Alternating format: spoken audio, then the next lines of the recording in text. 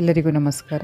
ಇಂದಿನ ಈ ವಿಡಿಯೋದಲ್ಲಿ ಸನಾತನ ಧರ್ಮದಲ್ಲಿ ಬರುವಂತಹ ಷೋಡಶ ಸಂಸ್ಕಾರಗಳು, ಈ ಸಂಸ್ಕಾರಗಳಲ್ಲಿ ಇಂದಿನ ಈ ವಿಡಿಯೋಕ್ಕಾಗಿ ನಾವು ಆರಿಸಿಕೊಂಡಂತಹ ವಿಷಯ ಅನ್ನಪ್ರಾಶನ ಮತ್ತು ಕರ್ಣವೇಧ. ಮೊದಲಿಗೆ ಅನ್ನಪ್ರಾಶನ, ಇದರ ಬಗ್ಗೆ ಶಿಶು ದೈಹಿಕವಾಗಿ ಬಲಿಷ್ಠವಾಗುತ್ತಾ ಬಂದಂತೆ ಅದಕ್ಕೆ ಕೇವಲ ಹಾಲು ಮಾತ್ರ ಸಾಕಾಗದು. ಕ್ರಮೇಣ ಘನರೂಪದ ಹಾಗೂ ಸತ್ವಯುತ ಆಹಾರದ ಅವಶ್ಯಕತೆ ಉಂಟಾಗುತ್ತದೆ. ಆದ್ದರಿಂದ ಒಂದು ಶುಭ ದಿನದಂದು ಪ್ರಮುಖ ಆಹಾರವನ್ನು ತಾಯಿ ಊಟ ಮಾಡಿಸುತ್ತಾಳೆ. ಧಾರ್ಮಿಕ ವಿಧಿವಿಧಾನದೊಂದಿಗೆ ಅನ್ನವನ್ನು ಪ್ರಥಮ ಬಾರಿಗೆ ಉಣಿಸುವುದೇ ಅನ್ನಪ್ರಾಶನ ಸಂಸ್ಕಾರ. ಅನ್ನಪ್ರಾಶನ ಮಾಡಿಸುವ ಕಾಲದಲ್ಲಿ ಭಿನ್ನ ಮತವಿದೆ. ಇದು ಮಗುವಿನ ಬೆಳವಣಿಗೆ ಹಾಗೂ ಜೀರ್ಣಶಕ್ತಿಯನ್ನು ಆಧರಿಸಿರಬಹುದೇನೋ.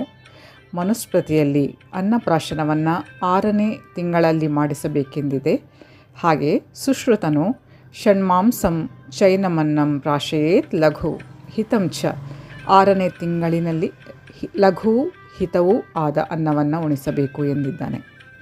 ವೀರಮಿತ್ರೋದಯದಲ್ಲಿ 8, 9, 10 ಮತ್ತು 12ನೇ ಹಾಗೂ 1 ವರ್ಷ ಪೂರ್ಣವಾದ ಮೇಲೆ ಅನ್ನಪ್ರಾಶನವನ್ನು ಕಲ್ಪಿಕವಾಗಿ ನಾರದನ ಹೆಸರಿನಿಂದ ಉದ್ಧರಿಸಲಾಗಿದೆ.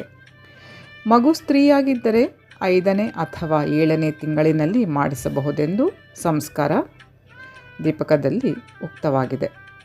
ಮಗುವಿಗೆ ಅನ್ನಪ್ರಾಶನ ಮಾಡಿಸುವ ದಿನದಂದು ಸಂಸ್ಕಾರದ ಅಂಗವಾದ ಹೋಮಾದಿ ಆಚರಣೆಯನ್ನು ಪೂರೈಸಿ ಯಥಾಶಕ್ತಿ ಸ್ವರ್ಣ, ರಜತ, ಕಂಚಿನ ಹರಿವಾಣದಲ್ಲಿ ಅನ್ನವನ್ನು ಜೇನು ಹಾಗೂ ತುಪ್ಪಗಳಿಂದ ಕಲಸಿ ತಾಯಿ ಮಗುವಿಗೆ ತಿನ್ನಿಸಬೇಕು. ಇದೇ ಅನ್ನಪ್ರಾಶನ ಸಂಸ್ಕಾರ.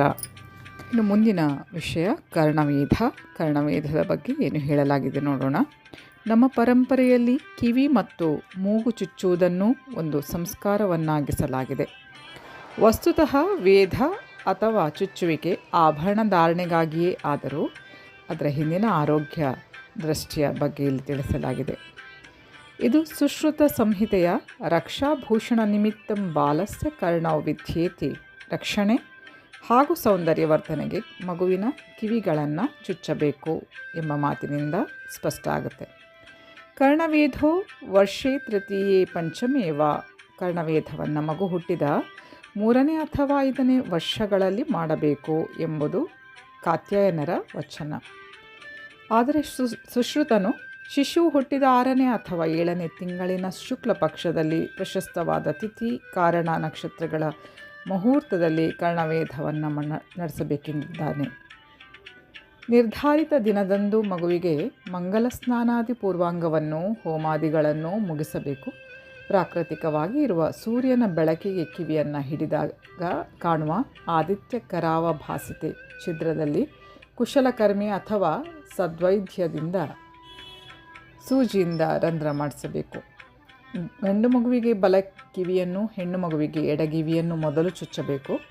ವ್ರಣವಾಗದಂತೆ ತಕ್ಕ ಔಷಧವನ್ನು ಹತ್ತಿಯ ವರ್ತಿಯನ್ನು ಕಿವಿಯ ರಂಧ್ರದಲ್ಲಿ ತಾತ್ಕಾಲಕ್ಕೆ ಇಡಬೇಕು. ತದನಂತರ ಶಕ್ತಿಯ ಅನುಸಾರ ಬಂಗಾರದ ಅಥವಾ ಬೆಳ್ಳಿಯ ಆಭರಣವನ್ನು ತೊಡಿಸಬೇಕು.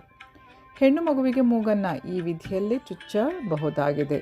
ಆದರೆ ಆಪಸ್ತಂಭ, ಅಶ್ವಲಾಯನ, ಪಾರಸ್ಕರ, ಗೌತಮ ಮೊದಲಾದ ಗ್ರಹ್ಯ ಸೂತ್ರಕಾರರು, ಮನು, ಯಾಜ್ಞವಲ್ಕ್ಯ ಮುಂತಾದ ಸ್ಮೃತಿಕಾರರು ಈ ಸಂಸ್ಕಾರವನ್ನು ಉಲ್ಲೇಖಿಸಿಲ್ಲ. ಮೈ ಡಿಯರ್ ಫ್ರೆಂಡ್ಸ್, ಮುಂದಿನ ವಿಷಯಗಳ ಬಗ್ಗೆ ಮುಂದಿನ ವಿಡಿಯೋದಲ್ಲಿ ತಮ್ಮ ಮುಂದಿರ್ತೇನೆ. ಅಲ್ಲಿಯವರೆಗೆ ಧನ್ಯವಾದಗಳು. Please take care. Have a good day. ಜೈ ಶ್ರೀ ಶಕ್ತಿ, ಜೈ ಮಾ ಕಾಳಿ, ಜೈ ಶ್ರೀಕೃಷ್ಣ. ಶ್ರೀಕೃಷ್ಣ ಅರ್ಪಣಮಸ್ತು. Thank you.